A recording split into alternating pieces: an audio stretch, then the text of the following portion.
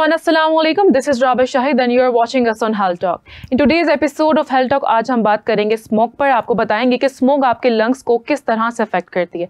And to discuss that we have Dr. Irfan Malik with us. He is a pulmonologist. Assalamu alaikum sir. वालेकुम सलाम. Welcome to Health Talk. Doctor Irfan, अगर हम smoke की बात करें तो जैसे मौसम चेंज होने वाला होता है, सर्दियां आने वाली होती हैं, तो स्मोक भी साथ ही आ जाती है और लाहौर को अपनी लपेट में ले लेती है. तो सबसे पहले मैं चाहूँगी कि आप बताएं कि स्मोक है क्या. जनाब, ये स्मोक जो है ये हमारा पांचवा मौसम है जो हमने खुद अपनी अगली जनरेशन को दिया. अच्छा. ठीक. और बाय द वे ये स्मोक जो है ये इनविजिबल रहता है through out the year and it become visible in these 2 or 3 months से करीब विजिबल हो जाता है. सो ये ज़रा इम्पोर्टेंट एक पॉइंट है, इसको समझना है हमने कि हम लाहौर में अक्सर दिनों में स्मोक का शिकार होते हैं, लेकिन हमें उस वक्त ये विजिबल नहीं होती तो हम इसको इतना अप्रिशिएट नहीं कर रहे होते. ठीक है. तो बेसिकली स्मोक जो है ये हमारे कुछ पोल्यूटेंट हैं और जिसमें जो स्टैटिस्टिकल डाटा लाहौर के बारे में या मेजर सिटी के बारे में, लाहौर के स्पेसिफिकली मैं कहूँगा, उसमें 80% कंट्रीब्यूशन है हमारी ऑटोमोबाइल्स की. अच्छा. जो गाड़ियाँ चल रही हैं. एक मुतात अंदाजे के मुताबिक लाहौर में इस वक्त 48 लाख बाइक हैं और 3 लाख अनरजिस्टर्ड बाइक हैं जो कि 51 लाख बनते हैं और 7.8 मिलियन जो हैं ये कार हैं. तो ये एक मेजर कंट्रीब्यूटर है लाहौर में स्मोक की प्रोडक्शन का.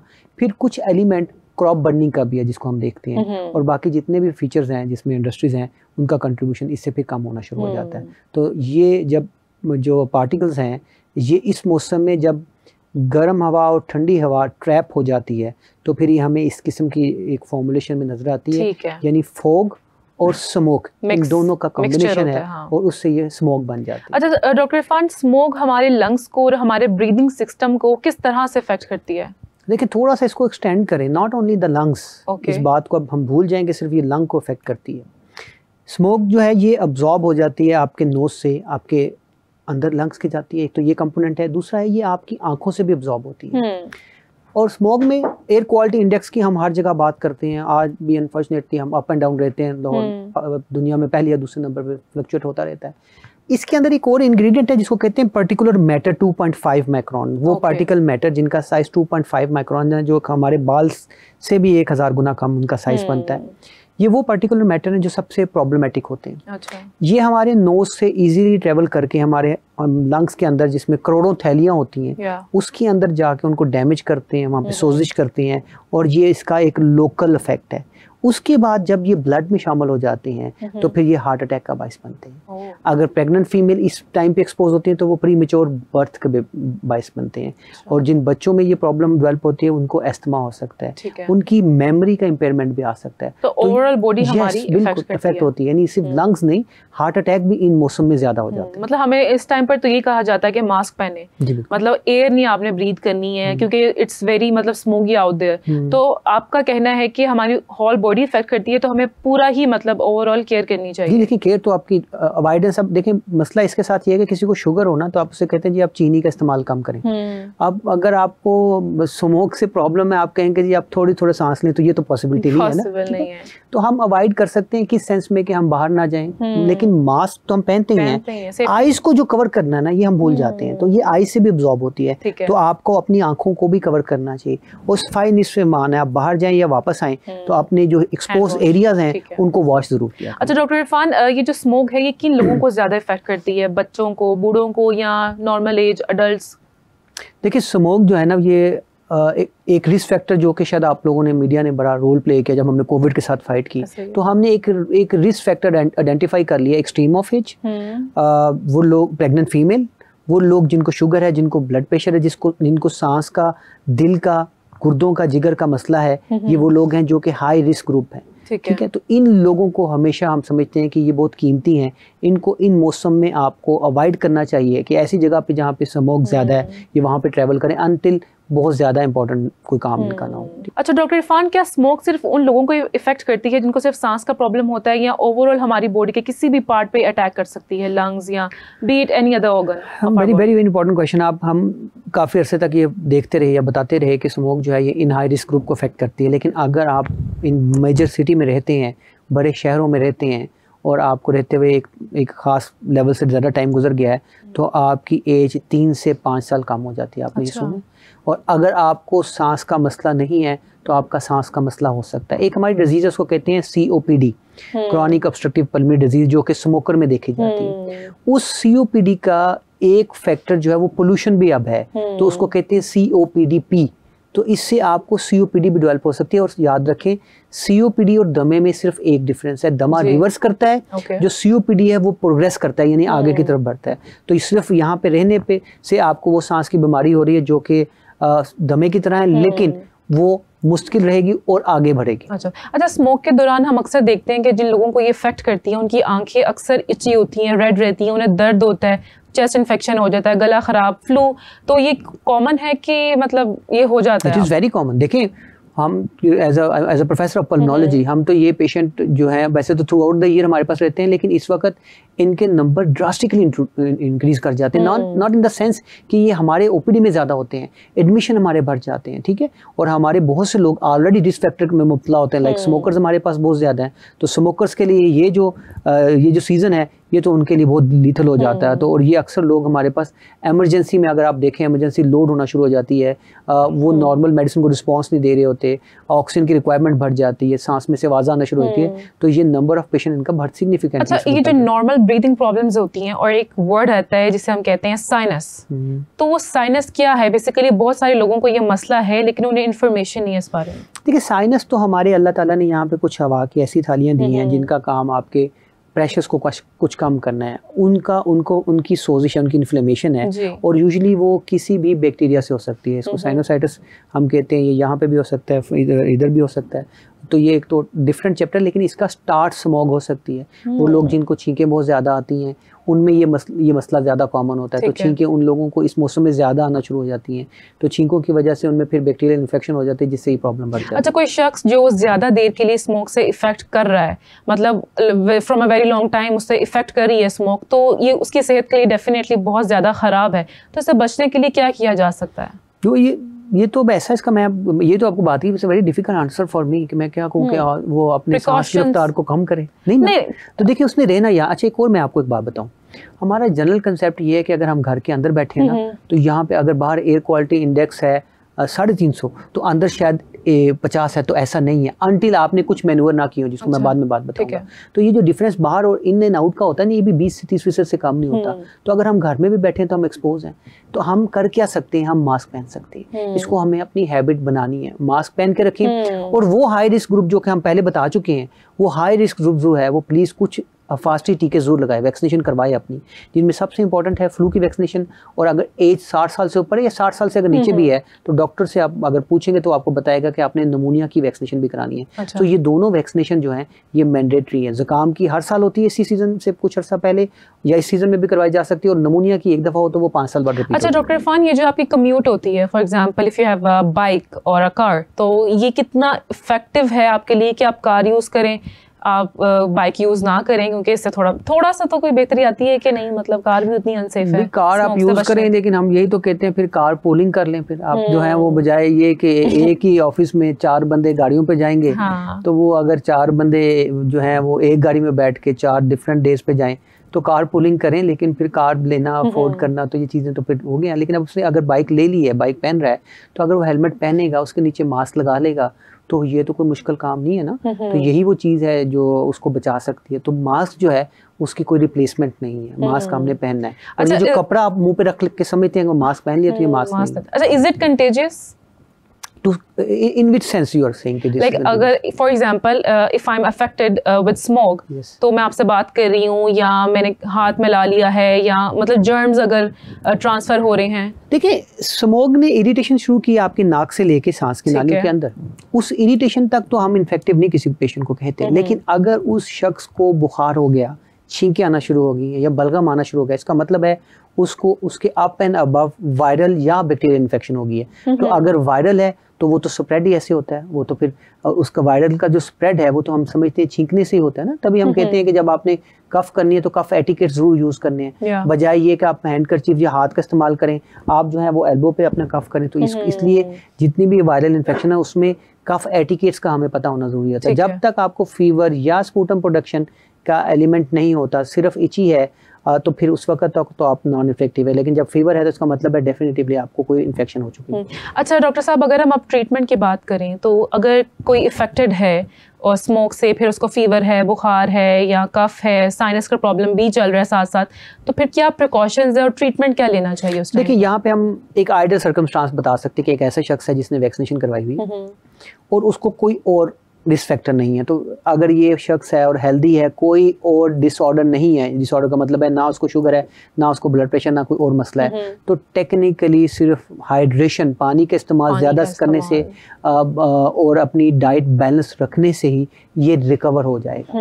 अब प्रॉब्लम हमारा ये है कि हम एक्सपोज एक दफ़ा नहीं होते। अगर आज मैं एक्सपोज हूँ तो कल फिर मैंने ऑफिस जाना है, तो मेरा एक्सपोजर मल्टीपल होता है और अप एंड अबव फिर क्या होता है कि लाजमी उसको बुखार हो जाता है। तो अगर आपको बुखार हो रहा है तो फिर ये भी ज़रूरी नहीं कि अगर आपको बुखार है तो आपने मतलब ये फ़र्ज समझ लेना है कि मैंने एंटीबायोटिक लेनी है।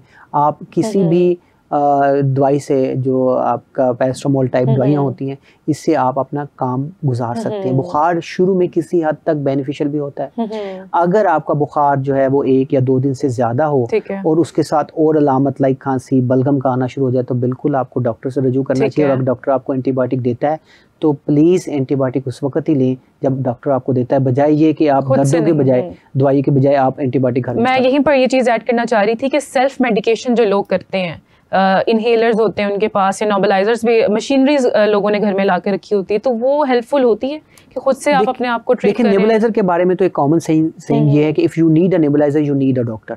तो नेबुलाइजर हम रिकमेंड नहीं करते, ये याद रख लें। हाँ, अनटिल कोई हैंडीकैप शख्स है अनफॉर्चुनेटली जिसको स्ट्रोक हुआ है, जो खुद कोई चीज़ नहीं ले सकता, उसके लिए हम ये रिकमेंड करें। या बहुत ही छोटा बेबी हो तो उसको हम रिकमेंड कर देते हैं। तो नेबुलाइजेशन तो इस गेम से आउट हो गया। और बाकी जहाँ तक रही बात एंटीबायोटिक की, ये तो बदकिस्मती है हमारी कि इस पे हम बात भी कम करते हैं। बाय द वे, एंटीबायोटिक को कैसे यूज़ करना चाहिए, तो एंटीबायोटिक जो है ना जनाब, आपको मैं बात बताऊँ कि आफ्टर सम टाइम हमारे लोग एंटीबायोटिक की वजह से जो रेजिस्टेंस बग में होगी उससे ज़्यादा मरेंगे rather than the primary infection. तो हमें एंटीबायोटिक को बहुत सिलेक्टिवली यूज़ करना है। एंटीबायोटिक की न्यू इन्वेशन या न्यू इन्वेंशन जो है वो इतनी स्पीड से नहीं हो रही, ये याद रख लें। ठीक है। अभी क्यों न्यू क्लास जो है वो इतनी एक्स्ट्राऑर्डिनरी प्रोड्यूस नहीं हो रही, because world is changing from this antibiotic तो और भी अब चीज़ें मैनेजमेंट प्लान की तरफ आ गई हैं।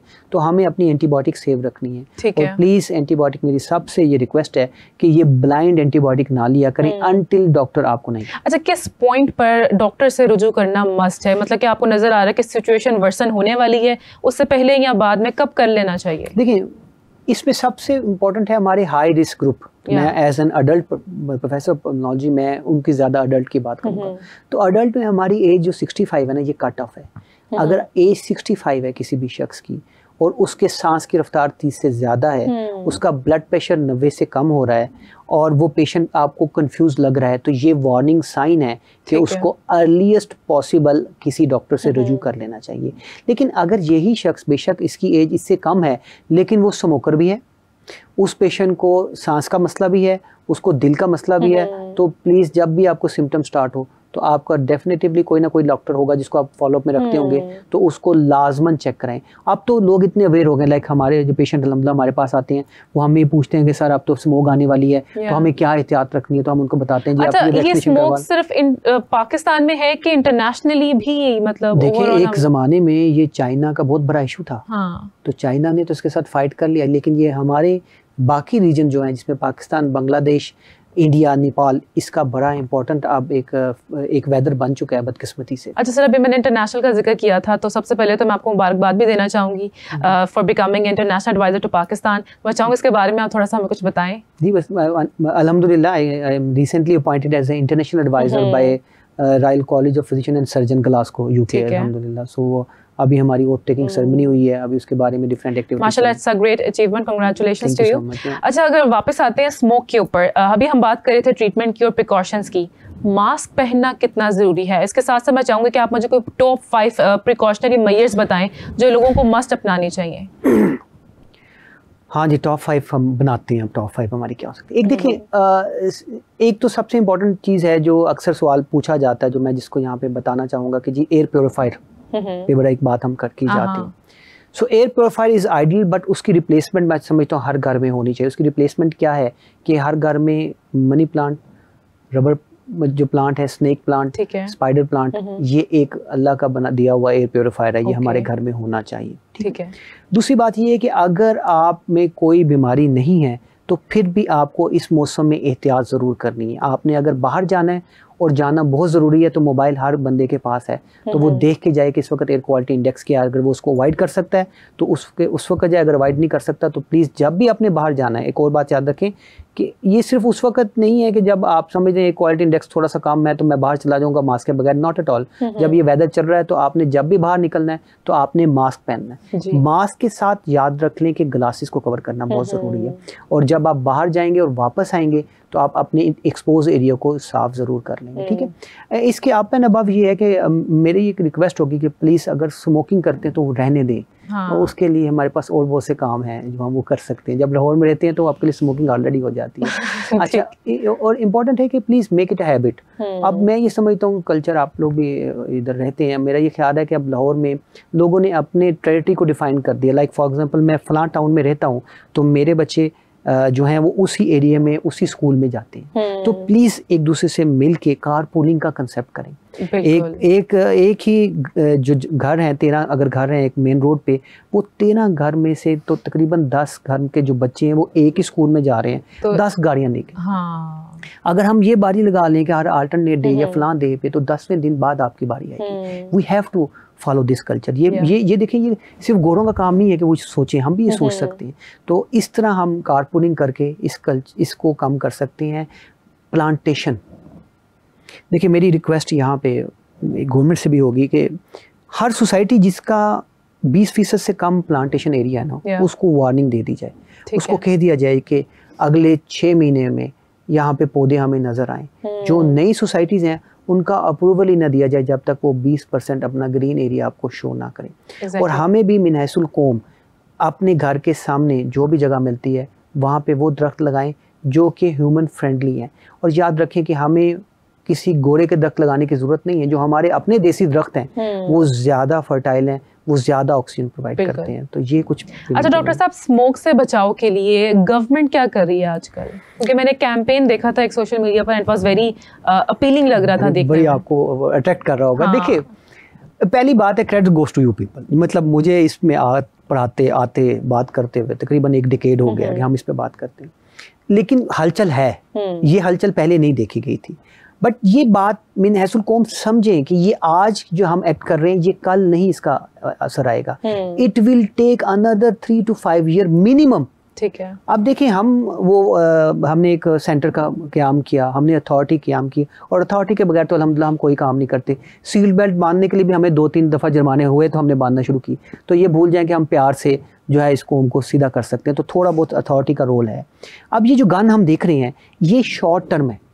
मैंने आपको बताया कि एक जो हमारे पास स्टैटिस्टिकल डाटा कहता है कि ऑटोमोबाइल इंडस्ट्रीज़ जो है ना वो आपका मेजर रोल प्ले कर रही हैं। तो ऑटोमोबाइल इंडस्ट्री में जो बाइक 48 लाख बाइक हैं, उन बाइक को गवर्नमेंट सब्सिडाइज करके अगर वो ई बाइक में कन्वर्ट कर दें, हम देख रहे हैं अल्हम्दुलिल्लाह बहनें बेटियाँ ये ई बाइक चला रही हैं, तो अगर गवर्नमेंट सब्सिडाइज करके वो बाइक जो है उसको ई बाइक में कन्वर्ट करे तो मेजर कंट्रीब्यूटर आपका कम हो सकता है। याद रखें, ये जो बाइक्स है ना, इसके जो इंजन है ये शायद 1940 के हैं। हमें नहीं पता ये यूरो 2 क्या, आजकल तो यूरो 7, 8, 9 पता नहीं कहाँ तक पहुँच गया है, और हम यूरो 2, 3 पे खुश हो रहे थे कि बड़ा अच्छा इंजन हमने बना दिया। इसी तरह गवर्नमेंट को चाहिए कि जो गाड़ियाँ हैं, जो छोटी गाड़ियाँ हैं 660 सीसी, देखें हम हाइब्रिड बनाते हैं बड़ी गाड़ियाँ, वो बेचारा जो छोटी गाड़ी चलाने वाला बंदा है उसको 660 सीसी के आप हाइब्रिड अच्छी प्राइस में दे दें, और सबसे ज़्यादा वही गाड़ियाँ चलती हैं, तो उससे भी हमारी जो एनवायरमेंटल जो है ना बेनिफिट हो सकता है। गवर्नमेंट दे रही है बसेस, अभी हम देख रहे हैं इलेक्ट्रॉनिक बसेस हैं, लेकिन ये बहुत कम है अभी।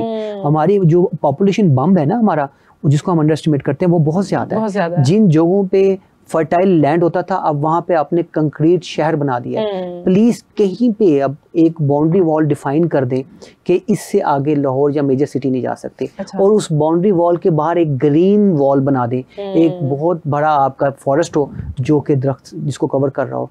तो ये कुछ थोड़ी बहुत एहतियात जो है ना उससे हम बेहतर हो सकते हैं। जी बिल्कुल। स्कूलों के लिए भी मैं एक रिकमेंडेशन देना चाहता हूँ, इवन स्कूल या सरकारी ऑफिस जो हैं, प्लीज़ वो एक अच्छी ट्रांसपोर्ट प्रोवाइड करें। अगर ये स्कूल अच्छी ट्रांसपोर्ट, बाहर आप देखें हम कितनी चीज़ों को देख रहे होते हैं, बल्कि लोग मूवी में भी उसको देख सकते हैं, एक येलो कलर की बस होती है, उसमें स्कूल से बच्चे उतर रहे होते हैं और इतनी वो अच्छी लगती है। रूट कॉज के ऊपर नहीं जाता ना कोई, मतलब ऊपर से सारे कहते हैं कि ये वाला मामला हल हो जाए, लेकिन जो मेजर कॉज है जहाँ से मतलब हम ठीक कर सकते हैं प्रॉब्लम को, उस तक कोई नहीं जाता। लेकिन देखिए अभी ब्रेनस्टॉर्मिंग भी हो रही है, अभी एक्शन स्टार्ट हुआ है, ये नहीं है। देखिए अब पहले ऐसा नहीं था, ये तो एक्सेप्ट हम सब ने कर लिया ना कि देखें नजर आ रहा है, बेशक हम किसी और तरफ से उसको काबू करने की कोशिश कर रहे हैं, लेकिन एक्शन इज देयर। तो अब ये एक्शन गवर्नमेंट ने नहीं सिर्फ करना, हमने अपना एक्शन क्या किया। हमने अभी सोचा कि हमने इतनी देर से इस पे बात करें, हमने कितने दरख्त लगा लिए, हमने तो जो दरख्त लगे थे उसके ऊपर गाड़ी चढ़ा के उनको भी खराब कर दिया। सो मीन हैसुल कौम हम जो है ना अभी तक इसको समझ नहीं पाई ये कितना बड़ा मॉन्स्टर है जिससे हम फाइट कर रहे हैं। चले हमने तो जैसी भी जिंदगी गुजार ली, तो वो बच्चा जो इस हवा में सांस लेगा उसके लंग्स क्या, उसके हार्ट क्या, उसके ब्रेन क्या, किस किस पे इसका इफेक्ट क्या क्या नहीं डैमेज हो सकता है। अच्छा डॉक्टर इरफान, स्मोक की वजह से अक्सर लोग जब इफेक्टेड होते हैं तो स्ट्रेप्सिल्स, मिंट कैंडीज या पोलोज या होस्ट वगैरह इस तरह की कैंडीज बहुत प्रेफर करते हैं, तो ये हेल्थ पर इफेक्ट करती हैं हमारे? Soothing effect, it has a soothing effect. इसकी कोई रिकवरी टाइम पे फर्क नहीं डालता, सूदिंग इफेक्ट इसका होता है। ओके, ले लें ना लें तो कोई प्रॉब्लम नहीं है। अगर इससे बेहतर आप सूप, वार्म सूप लेंगे तो आपको फीलिंग थोड़ी सी बेहतर फील होगी। ठीक है।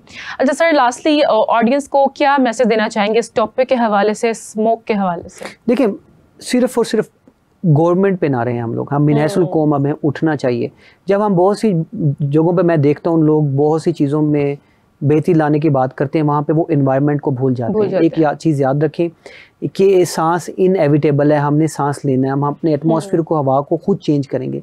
मैंने आपको जैसे बताया कि मैं शुगर के मरीज़ को कहता हूँ चीनी कम करे, जिसका सांस वाले को मैं नहीं, ये तो नहीं कह सकता आप सांस लेना कम कर दें, तो सांस तो हमने लेना है। तो हम अगर अब से काम शुरू करेंगे, कार पूलिंग कर लें, स्मोकिंग छोड़ें, वैक्सीनेशन करवाएं और पौधे ज़्यादा लगाएं, इन एक्टिविटी पे हम जाएंगे तो अगले 3, 4, 5 सालों बाद हम उसके जो असरात देखना शुरू कर देंगे। Exactly step by step guide है, और ऑडियंस से मैं चाहूँगी कि जिस तरह से डॉक्टर साहब ने बताया है, प्रिकॉशनरी मेजर्स लेना बहुत ज़रूरी है। स्मोकिंग से बचें, मास्क को पहने, सैनिटाइज करें अपने आप को। बहुत ज़रूरी है कि हम इस तरह से अपने आप को सेफ रखें स्मोक से। स्मोक में थोड़ी सी चीज़ मैं ऐड करता हूँ जी, स्मोक में सिर्फ स्मोकिंग को ना रखा करें, वेपिंग को भी ऐड कर दें। वेपिंग भी हम इसी की बात कर रहे होते हैं। बिल्कुल जी। अच्छा डॉक्टर इरफान, स्मोक के दौरान अक्सर लोग विक्स और गर्म पानी की वो जो भाप कहते हैं, स्टीमिंग कहते हैं, वो भी करते हैं, तो वो इफेक्टिव है कि नहीं? बड़ा अच्छा सवाल है। जैसे मैंने आपको पहले बीच में बात करते हुए बात बताई थी एयर प्योरीफायर का, ये भी सवाल बड़ा हॉट टॉपिक था हमारा आज का। लेकिन जो ये ना लोग कहते हैं स्टीम लेते हैं हम, और स्टीम, मैं आपको एक कंसेप्ट आपको बताता हूँ और आप ही इसका जवाब दे देंगी। आपको पता है अल्लाह ताला ने नाक से लेके जो हमारी हवा की थैलियों तक एक डिफरेंट सिस्टम बनाया है और इसके कुछ फंक्शन है। हमारे नाक में जो छोटे छोटे हमें हेयर नजर आते हैं वो एयर ट्रैप, एक के अंदर जो बड़े पार्टिकल हैं उसको ट्रैप करते हैं। अच्छा। ये नाक के अंदर ही अल्लाह ताला ने जो ह्यूमिडिफायर का एक सिस्टम बनाया हुआ है। अगर बाहर -10 टेम्परेचर है तो आपको कभी हवा की थैलियों में फील हुआ कि बाहर कितनी ठंड है? तो अल्लाह ताला यहाँ से लेके जब वो हवा हमारे यहाँ तक जाती है उसको इतना वार्म कर लेता है जितना हमारा बॉडी टेम्परेचर है। आप सख्त गर्मी में 50 डिग्री सेंटीग्रेड पे आप लोग खड़े हैं, कभी हम अंदर आपको गर्म हवा महसूस हुई? तो आप मुझे ये बताएं कि जब आप गर्म हवा देते हैं तो आप करना क्या चाहते हैं? ठीक है। सो आपके लोकल इफेक्ट आ सकते हैं, देसी टोटके ना, देसी जो हमारे पेरेंट्स हैं वो करवाते हैं। लॉजिकली सोचिए ना, देखिए लोकल इफेक्ट मैं समझता हूँ कि ठीक है, ट्रैप है, कोई एक्सक्रीशन उसको आप यहाँ तक खुल जाता है नाक खुलना तौर पे। सो नाक तक बात मैं चले किसी हद तक मैं आपकी एक्सेप्ट कर लेता हूँ, लेकिन नीचे बरखुदा नहीं जाता। वो जो गर्म हवा है उसने नॉर्मल टेम्परेचर पे ही रहना है। इसको समझे इस पॉइंट को। हम ये गर्म हवा ये जो है आपकी है इसको, और दूसरा जब मुझे कोविड याद आता है, वो जो चाइना मक्की का, पता नहीं चाइना मक्की का कावा था, ये ऐसे टोटके हैं, लौंग, इलायची, कार्डमम, देखिए इसके साथ जो है ना, इसके साथ तो इस योर रोल, मैं आपको सीधी बात बताऊं, हमारे तो हाथ खड़े हो गए हैं। तो आप कहना चाह रहे हैं कि ना कहवे काम आते हैं? एक बात, हाँ कहवे की बात अच्छी। देखिए कहवा में लौंग, जो दालचीनी है, लौंग है, दीज आर गुड, ये रिकमेंड किया जाता है। ये नहीं मैंने कहा कि इसका इफेक्ट नहीं, these are having good soothing effect for you people, ठीक है। लेकिन मैंने स्टीम पे स्पेसिफिकली बात की है। तो कहवा जो है, बल्कि हम यंग एज का जो बच्चे होते हैं उनमें कहवा कहते हैं, वही जो उनकी दादियाँ नानियाँ उनको देती थी, वो उनके लिए बेनिफिशियल हो सकता है। Well, thank you so much, Dr. Irfan. Thank you so much for coming here and joining us and sharing such an important information with all of us. और आप सबसे मुलाकात होती है नेक्स्ट शो में, तब तक के लिए बाय बाय.